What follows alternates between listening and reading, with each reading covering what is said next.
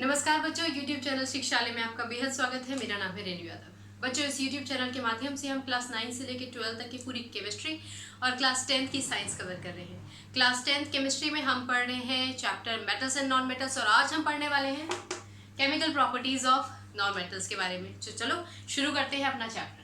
Chemical properties of non metals छोटा सा topic है। मेटल्स के बिल्कुल विपरीत होती हैं। जैसे इसकी फिजिकल प्रॉपर्टीज लगभग सेम थी, ऐसे ही इसकी केमिकल प्रॉपर्टीज भी होंगी। पहली प्रॉपर्टी डिस्कस करते हैं, reaction of non metal with oxygen. Alright, oxygen के साथ कैसा रिएक्शन शो करेगा इसके बारे में पढ़ते हैं।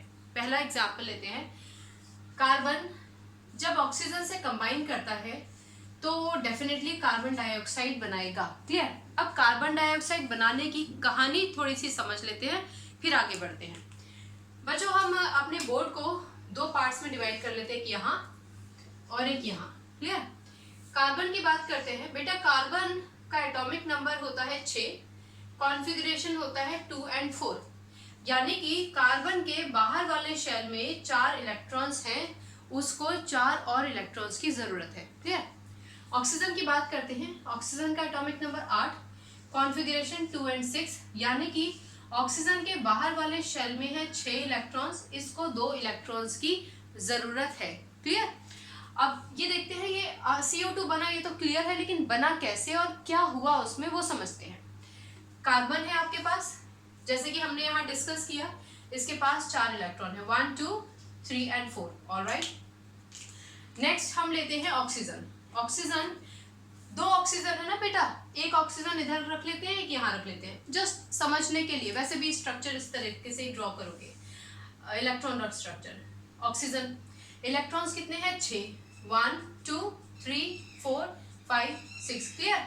दूसरा ऑक्सीजन यहाँ बना लेते हैं, 6 इलेक्ट्रॉन, 1 2 3 4 5 6। क्लियर। अब आपको मालूम ही है कि इन सब में ये ऑक्सीजन भी इनकम्प्लीट है, कार्बन तो इनकम्प्लीट है ही, ये ऑक्सीजन भी इनकम्प्लीट है। अब ये तीनों आपस में डिस्कशन करते हैं, ये सिर्फ आपको समझाने के लिए है कि भैया ऐसा है। कार्बन बोलेगा कि भाई मेरे पास 4 इलेक्ट्रॉन्स है, मुझे 4 इलेक्ट्रॉन्स की और ज़रूरत है। तो ऑक्सीजन कहेगा कि भैया मेरे पास सिर्फ 2 ही इलेक्ट्रॉन्स की कमी है, तुम मेरे से अपने 2 इलेक्ट्रॉन शेयर कर दो, बदले में मैं अपने 2 इलेक्ट्रॉन्स तुमसे शेयर करूँगा। क्लियर। यानी कि कार्बन अपने ये 2 इलेक्ट्रॉन्स ऑक्सीजन के साथ शेयर कर लेता है। इस समय ऑक्सीजन अगर कार्बन के ये 2 इलेक्ट्रॉन शेयर करता है तो उसके पास 2 4 6 और 2 8 इलेक्ट्रॉन्स हो गए। क्लियर। सेम यहाँ होता है, तो इस ऑक्सीजन के पास 2 4 6 अपने थे, 2 इलेक्ट्रॉन्स इसने कार्बन से लिए। क्लियर। ये इलेक्ट्रॉनिक डॉट स्ट्रक्चर है CO2 का। ऑलराइट बच्चों, अब क्या होता है, बिकॉज इस ऑक्सीजन ने 2 इलेक्ट्रॉन्स इसके शेयर किए, इस ऑक्सीजन ने भी 2 इलेक्ट्रॉन्स कार्बन के शेयर किए, तो कार्बन क्या करेगा, इसके पास 4 इलेक्ट्रॉन्स तो ऑलरेडी हैं, 2 इलेक्ट्रॉन इस ऑक्सीजन के और 2 इलेक्ट्रॉन्स बाजू वाले ऑक्सीजन के ये शेयर कर लेगा। क्लियर। कहने का मतलब 4 इलेक्ट्रॉन्स इसके पास अपने थे, 2 यहाँ से लिए, 2 यहाँ से लिए, टोटल हो गए 8। इसके पास 6 अपने थे, 2 इलेक्ट्रॉन्स यहाँ से लिए 8, 6 अपने थे इसके पास, 2 इधर से लिए 8। सॉरी। अच्छा बच्चों, जब कभी भी 2 इलेक्ट्रॉन शेयर होते हैं ना तो एक बॉन्ड आता है। पहले हम इस तरफ की बात करते हैं। टोटल 4 इलेक्ट्रॉन्स शेयर हुए हैं, तो यानी कि double bond oxygen.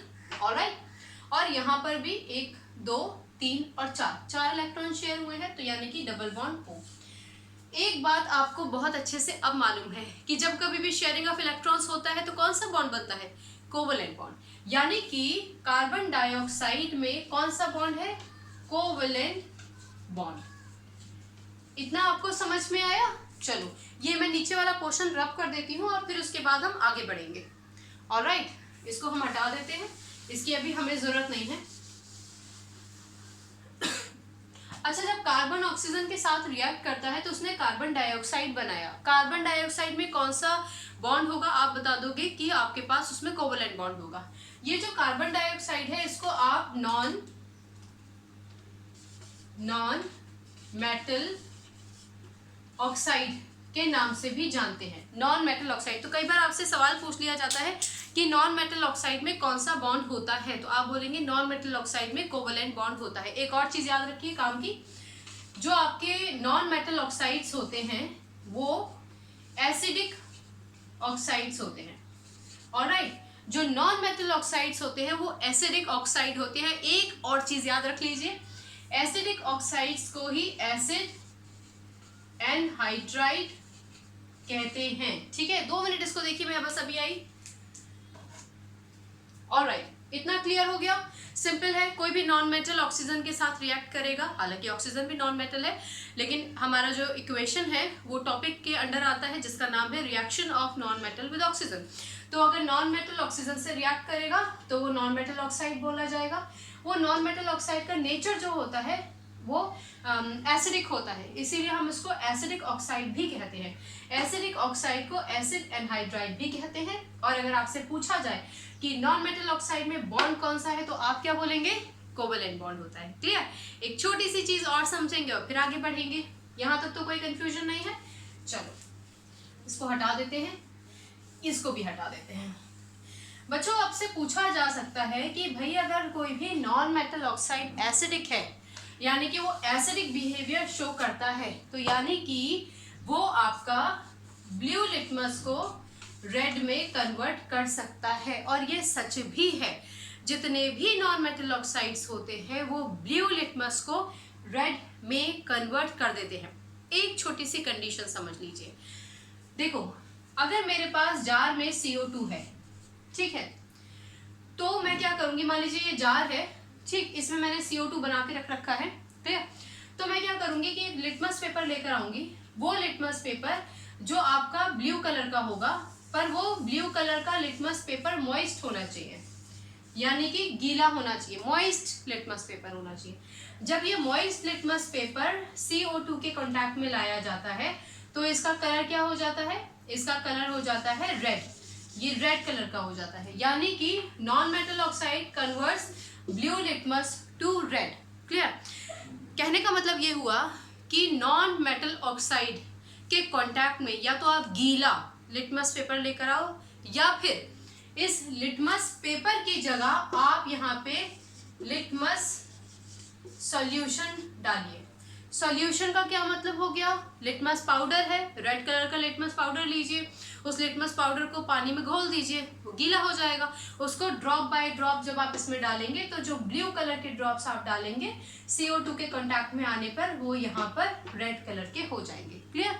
Blue colour के लिटमस पाउडर के वो ड्रॉप्स जिसको आपने पानी में घोलकर लिटमस सॉल्यूशन बनाया था, जब आप इसमें डालेंगे तो वो CO2 के कांटेक्ट में आने के बाद रेड कलर के हो जाएंगे, जो ये इंडिकेट करता है अगेन कि non metal oxide is acidic in nature. दूसरा क्या तरीका होता है? यहीं से हमारा एक दूसरा इक्वेशन, दूसरा क्वेश्चन, दूसरा मेथड आ जाता है। वो ये है कि अगर आप नॉन मेटल ऑक्साइड को वाटर के साथ एक्सपोज करते हो, क्लियर? दोबारा से सुन लीजिए, नॉन मेटल ऑक्साइड को अगर आप वाटर से एक्सपोज करते हो तो एक एसिड बन जाता है, यानी कि ये दोनों के दोनों मिलकर H2CO3 बनाते हैं, जिसको हम बोलते हैं कार्बोनिक एसिड। बेटा, हम लोगों ने चैप्टर नंबर 1 में पढ़ा था कि अगर आपके पास रिएक्टेंट साइड में CO3 हो और आप उसको हीट करें, किसी के साथ कंबाइंड हो, जैसे CaCO3 है, आप हीट कीजिए तो CO3 जाके उधर CO2 में कन्वर्ट हो जाएगा। पढ़ा था ना? ऐसे ही इसमें अगर CO2 को कहीं से भी ऑक्सीजन मिल जाता है तो वो CO3 फॉर्म में कन्वर्ट हो जाता है। क्लियर? और अगर हाइड्रोजन यहाँ पे है तो H2CO3 बन जाएगा। क्लियर? वैसे भी अगर आप इसकी वैलेंसीज को देखेंगे ना तो ये होता है H positive CO3 2 negative, valency 1 valency 2 criss cross कीजिए तो प्रोडक्ट क्या बन जाएगा आपका? H2CO3। Is this clear? अब ये तो छोटी छोटी बातें हैं जो आपको मालूम ही होंगी। फिलहाल जो मेन बात है वो ये है कि अगर आप किसी भी नॉन मेटल ऑक्साइड को वाटर से रिएक्ट करते हैं तो आपके पास एक एसिड बन जाता है। अब अगर ये एसिड आप बीकर में लेते हैं, H2CO3 को अगर आप बीकर में लेते हैं, तो इस कंडीशन में क्योंकि ये एसिड ऑलरेडी एक नॉन मेटल ऑक्साइड को पानी के कांटेक्ट में लाने से बना है, इसीलिए अब हम यहाँ पर जो लिटमस पेपर लेकर आएंगे ब्लू कलर का, वो लिटमस पेपर ड्राई भी हो सकता है। आप ड्राई लिटमस पेपर लेकर आओ, कोई हर्ज नहीं है। ये dry blue litmus red colour में चेंज हो जाएगा, indicating that The reaction of a non-metal with water yield an acid and an acid always turns blue litmus red. Clear? चलो वेरी गुड. अगर ये क्लियर हो गया तो इसकी जैसी एक इक्वेशन और हम ट्राई कर लेते, हटा लेते. यहाँ पे दो क्वेश्चन बनेंगे. पहला क्वेश्चन इस इक्वेशन से और दूसरा क्वेश्चन इस इक्वेशन से. क्लियर? ऑलराइट, आगे बढ़ते हैं.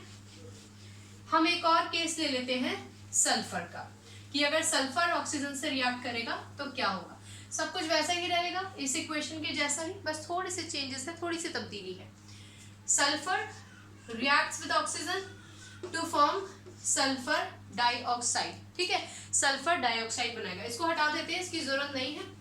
इलेक्ट्रॉन डॉट स्ट्रक्चर आप लोग ऑलरेडी पढ़ के आ चुके हैं जूनियर क्लासेस में. ठीक है, इसका इलेक्ट्रॉन डॉट स्ट्रक्चर कैसा होगा आप मुझे बताइएगा कमेंट सेक्शन में. ठीक है, इसको आपके लिए छोड़ देती हूँ, आगे बढ़ते आ जाओ.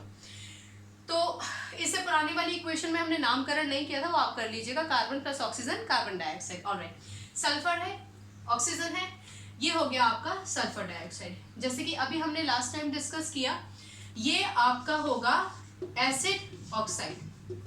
ठीक है, कुछ किताबों में आपको नॉन मेटल ऑक्साइड भी नजर आएगा लिखा हुआ.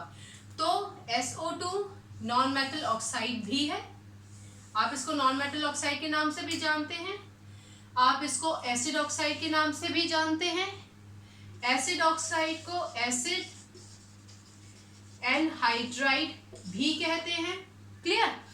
और क्योंकि ये कोवलेंट बॉन्ड की वजह से बना है, सल्फर और ऑक्सीजन में कोवलेंट बॉन्ड हुआ था, because there was a sharing of electron. तो अगर आपसे पूछा जाए कि नॉन मेटल ऑक्साइड में या फिर एसिड ऑक्साइड में कौन सा बॉन्ड होता है, एसिड एनहाइड्राइड एसिड ऑक्साइड को ही बोलते हैं, तो आप बोलोगे कि उनके बीच में होता है कोवलेंट बॉन्ड. ये सब कुछ याद रखना बहुत ज्यादा जरूरी है. क्लियर? फिर से वही सिचुएशन, अगर आपके पास एक जार में सल्फर डाइऑक्साइड है, तो आप जो लिटमस पेपर लेकर आओगे ना ब्लू कलर का, वो लिटमस पेपर आपका मॉइस्ट होना चाहिए, यानी कि गीला लिटमस पेपर होना चाहिए. जब आप उस गीले लिटमस पेपर को सल्फर डाइऑक्साइड से एक्सपोज करते हो, तो sulphur dioxide that is a non metal oxide being acidic in nature will turn the blue litmus red. Clear हो गए? इतना क्लियर हो गया? सिंपल है. अगर गैस है तो लिटमस पेपर मॉइस्ट लेकर आओ, नहीं तो जो आपका गैस है SO2 उसको आप वाटर से एक्सपोज करो. यहाँ पर भी सेम कंडीशन होगी, SO2 है तो SO3 बन जाएगा. क्लियर? तो प्रोडक्ट हो जाएगा H2SO3. यहाँ पर भी वही सेम कंडीशन होती है, H positive SO3 2 negative, valency 1 valency 2, इन दोनों को जब आप क्रिस क्रॉस करोगे तो आपके पास प्रोडक्ट आ जाएगा H2CO3. ओके, जो मुख्य बात जानने की है वो ये है कि अगर नॉन मेटल ऑक्साइड को आप वाटर से एक्सपोज करते हैं तो आपके पास एक एसिड बन जाता है. क्लियर? इस एसिड का नाम, जिसमें CO3 प्रेजेंट है, इसका नाम होता है sulphurous acid. Clear? Sulphurous acid इसका नाम है. क्योंकि ये एक एसिड है, then definitely it will turn the blue litmus, कभी कभी मार्कर चलते चलते भी धोखा दे देता है, blue litmus to red. Blue litmus को रेड में कन्वर्ट करने वाला हमारा जो होता है वो एसिड ही होता है. इतना याद रहेगा, सिंपल है. तो दोनों ही कंडीशन में non metals react with oxygen to form non metal oxide. Non-metal oxide has covalent bond. It is also known as acidic oxide. Acidic oxide is also known as acid anhydride. And if you bring a moist blue litmus paper in contact with the gases, whether it be CO2 or SO2, the blue litmus will turn red.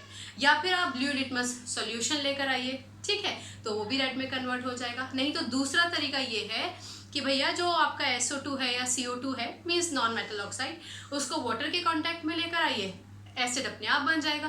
फिर उस acid में आप dry litmus paper लेकर आइए, इस case में blue, तो blue litmus paper red में कन्वर्ट हो जाएगा.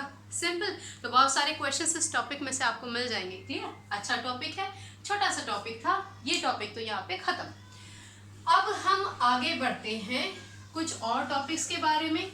नॉन मेटल्स की जो केमिकल रिएक्शंस है ना बच्चों, बहुत ज़्यादा नहीं है. उसका सबसे बड़ा रीज़न ये है कि जो हमारे नॉन मेटल्स होते हैं ना, वो होते हैं इलेक्ट्रॉन एक्सेप्टर। इलेक्ट्रॉन एक्सेप्टर तो अब आपको मालूम ही है ना, कि वो इलेक्ट्रॉन्स को एक्सेप्ट करते हैं, क्योंकि डोनेट तो कर ही नहीं सकते ना, क्योंकि वो होते हैं इलेक्ट्रॉन डेफिशिएंट। अब हम आते हैं अपने मेन टॉपिक की तरफ। मेन टॉपिक तो ये भी था, लेकिन कुछ चीज़ें याद रखने की भी है, जैसे कि आपके जो नॉन मेटल्स होते हैं वो सारे इलेक्ट्रोनेगेटिव होते हैं। इलेक्ट्रोनेगेटिव ये बताता है कि जितने भी नॉन मेटल्स होते हैं वो सारे इलेक्ट्रॉन डेफिशिएंट होते हैं, यानी कि उनके पास इलेक्ट्रॉन की कमी है। अब क्योंकि उनके पास ऑलरेडी इलेक्ट्रॉन की कमी है, वो किसी को इलेक्ट्रॉन दे ही नहीं सकते, इलेक्ट्रॉन डोनर बन ही नहीं सकते, इसीलिए non metals do not react with water, do not react with acid. Clear? अभी जो हमने रिएक्शन किया था वो नॉन मेटल ऑक्साइड था, ठीक है, ये नॉन मेटल है। तो नॉन मेटल वाटर के साथ, एसिड के साथ रिएक्ट नहीं करेंगे। क्यों? मान लीजिए आप कोई भी नॉन मेटल ले लीजिए, जैसे कि Cl, अब उसको H2O के कांटेक्ट में लेकर आओ। एक सिंपल सा एक टॉपिक है, ठीक है, मैं आपको सिर्फ एक बात बताना चाहती हूँ। तो ये भैया टूटेगा H पॉजिटिव और O2 नेगेटिव में। क्लियर? क्योंकि Cl खुद इलेक्ट्रॉन डेफिशिएंट है, उसके आउटर मोस्ट शेल में तो ऑलरेडी एक इलेक्ट्रॉन की कमी है, तो वो जाहिर सी बात इस H पॉजिटिव को H में कन्वर्ट नहीं कर सकता है। यानी कि कोई भी non metal, not only chlorine, कोई भी नॉन मेटल, कार्बन की भी अगर आप बात करो तो नॉन मेटल्स जो होते हैं वो हाइड्रोजन H पॉजिटिव को हम प्रोटॉन भी कहते हैं, कोई भी नॉन मेटल H पॉजिटिव को एक इलेक्ट्रॉन देकर उसको हाइड्रोजन में कन्वर्ट नहीं कर पाता है। क्लियर? यानी कि कोई भी नॉन मेटल ना तो हाइड्रोजन को डिस्प्लेस कर पाएगा, क्योंकि उसको इलेक्ट्रॉन नहीं दे पाएगा हाइड्रोजन में कन्वर्ट करने के लिए, इसीलिए वो इसको डिस्प्लेस करके ऑक्सीजन के साथ, इस वाटर के केस में ऑक्सीजन को डिस्प्लेस नहीं कर पाएगा। सिमिलरली अगर आप एसिड की बात करें, HCl की बात करें, ठीक है, अब अगर मैं एक इक्वेशन लिखूं आपके सामने, अब बेटा अगर आपको ये समझने में दिक्कत हो रही हो कि H पॉजिटिव को H में कन्वर्ट करना क्या है, तो ये पुराने लेक्चर्स में बता दिया गया है, आपको वहां जाके चेक करना होगा, नहीं तो हम हमेशा नए लेक्चर्स में पुरानी बातें करेंगे, लेक्चर लंबा होगा, कोई फायदा नहीं, आप पीछे जाके देखिए। क्लियर? अब मैं ये बोलूँ कि भाई कोई भी नॉन मेटल है, मान लीजिए कि ब्रोमीन है, ब्रोमीन का HCl से रिएक्शन करवाया जाए। क्लियर?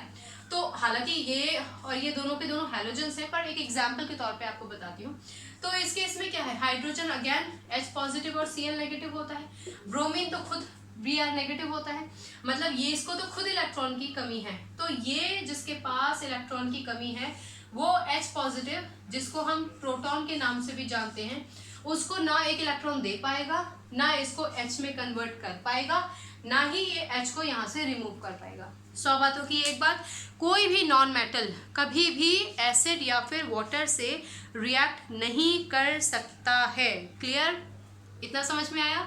आगे बढ़ते हैं। तो सिंपल है, आपसे अगर पूछा जाए कि भाई what will be the reaction of a non metal with water with acid, you just tell them it won't react. Simple. चलो आगे बढ़ते हैं, एक दो इक्वेशंस और हैं, उसके बाद ये तो टॉपिक ही खत्म होने वाला है। ठीक है, reaction of non metals, reaction of non metals with salt solutions. अब सॉल्ट सॉल्यूशन क्या है? सॉल्ट सॉल्यूशन का मतलब जैसे कि NaBr, ये क्या है? कोई भी कंपोनेंट जिसमें एक पॉजिटिव और एक नेगेटिव कंपोनेंट हो वो सॉल्ट ही तो होता है, so this is a salt. ठीक है, वैसे अगर आप स्पेसिफिकली बात करें तो ये क्या कहलाया जाता है? This is sodium bromide. Alright, अब अगर मैं क्लोरीन से इसका रिएक्शन कराऊं तो क्या होगा? तो एक बात समझ लो बच्चों कि जैसे हमारी रिएक्टिविटी सीरीज होती है ना, ऐसे ही नॉन मेटल्स की अपनी एक रिएक्टिविटी सीरीज होती है। इस केस में ये सारे हैलोजन हैं, फ्लोरीन, क्लोरीन, ब्रोमीन, आयोडीन और भी एक एलिमेंट है, उसकी हम बात नहीं करेंगे, एक दो एलिमेंट्स, हम सिर्फ इसकी बात करते हैं। तो देखो क्लोरीन ऊपर है, ब्रोमीन नीचे है, यानी कि chlorine is more reactive than bromine. कहने का मतलब क्लोरीन ब्रोमीन को डिस्प्लेस कर देगा। Got it? तो क्योंकि क्लोरीन ब्रोमीन को डिस्प्लेस कर देगा, रिएक्शन हो जाएगी NaCl और Br2 आपका रिलीज हो जाएगा ब्रोमीन की तरफ। क्लियर? चलो एक बार बैलेंसिंग देख लेते हैं। इसको दोबारा लिख देती हूँ नीचे, मुझे लगता है कि हमारे पास स्पेस की कमी है। NaCl प्लस Br2 बैलेंस करते हैं, यहाँ 2 है, Br 1 है, यहाँ 2 लगा देते हैं। Na 2 हो गया, यहाँ Na 1 है, चलो 2 लगा देते हैं। एक बार फिर से चेक करते हैं, Na 2 Br 2 क्लोरीन 2 इक्वेशन हो गई बैलेंस। नाम लिख लेते हैं, सोडियम ब्रोमाइड। ये क्या है? ऑब्वियसली ये तो क्लोरीन है। कुछ किताबों में आपको क्लोरीन गैस भी लिखा नजर आ जाएगा, कोई इशू नहीं है, क्लोरीन गैस होती है। ये क्या है? ये है सोडियम क्लोराइड ऑब्वियसली, और ये क्या है आपका?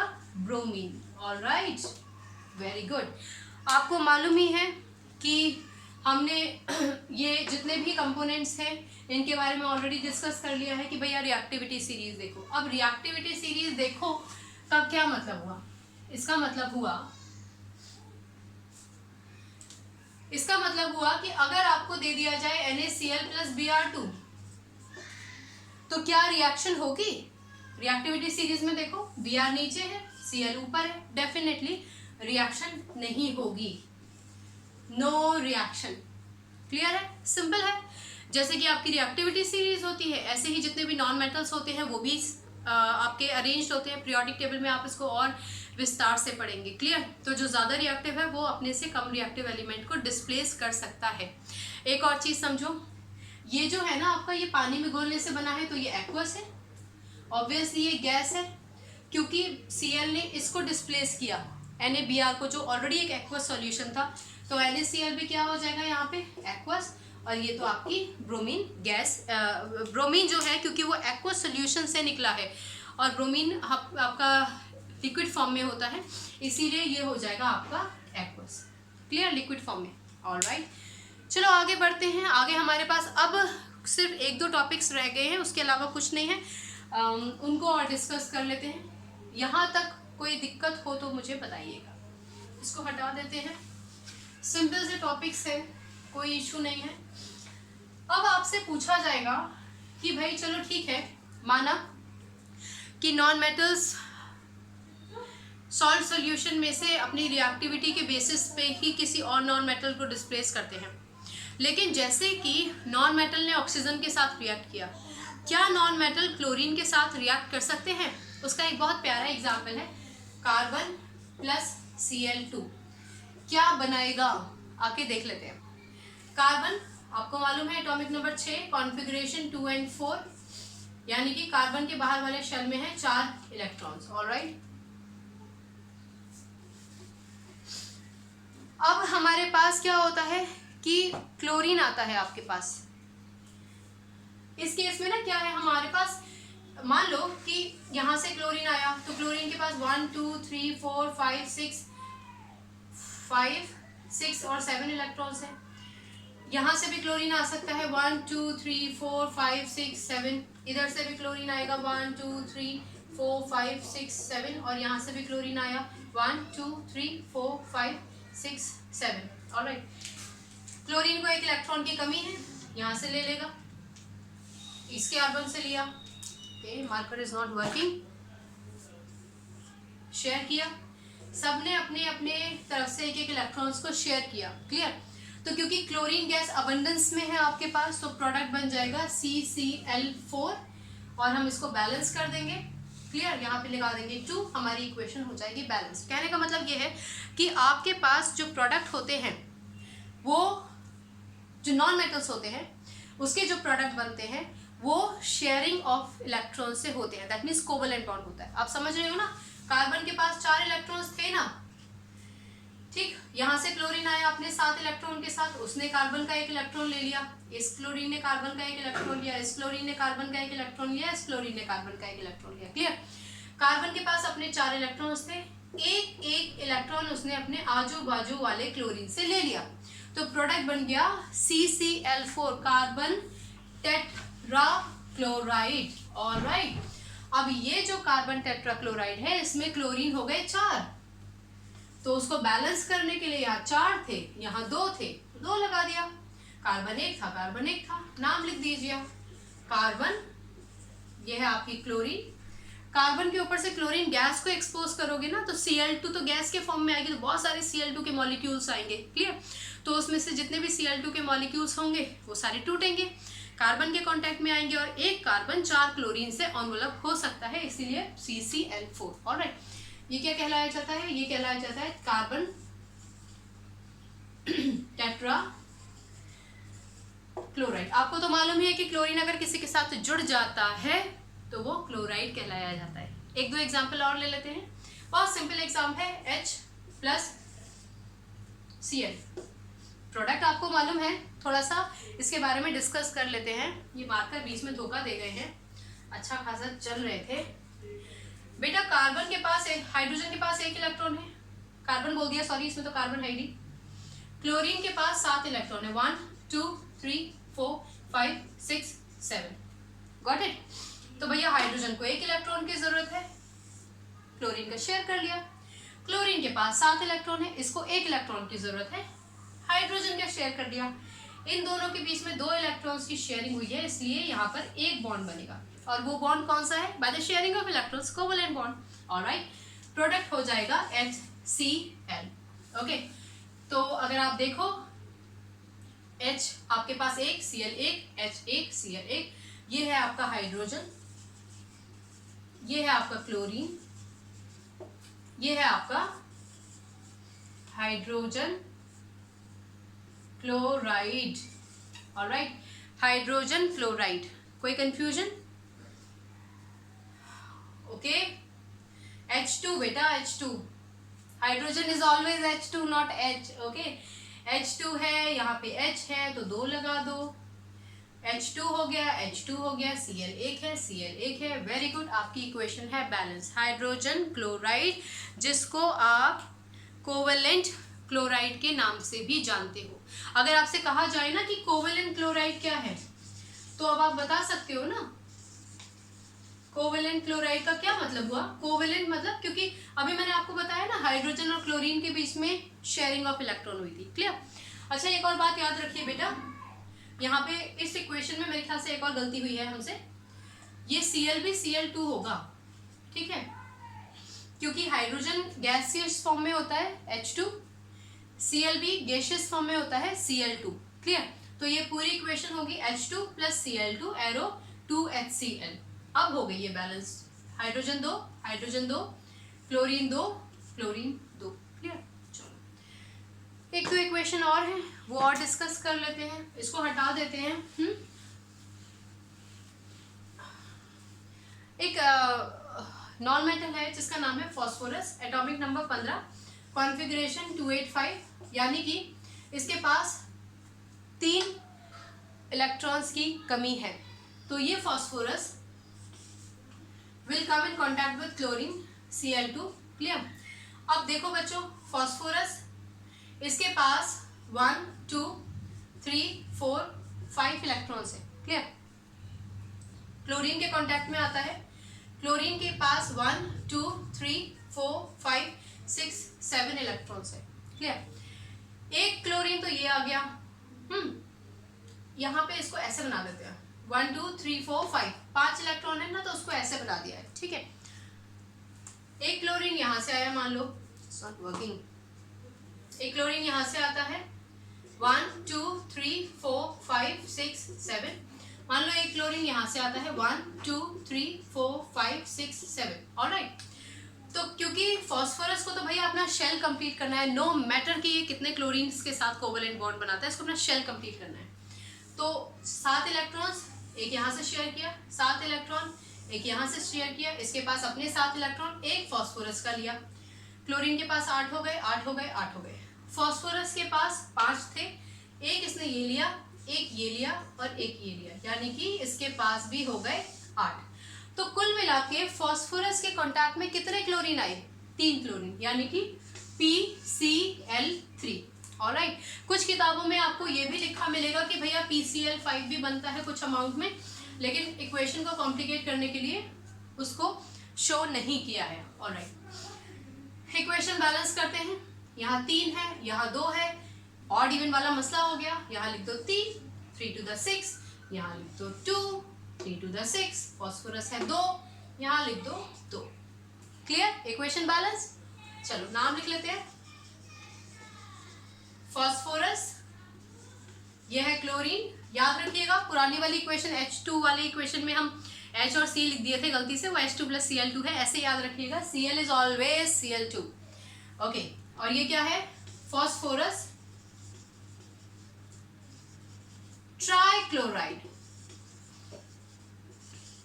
ठीक है, ट्राई क्योंकि 3 है, और अगर 5 होते तो पेंटा हो जाता। ठीक है, फास्फोरस ट्राइक्लोराइड।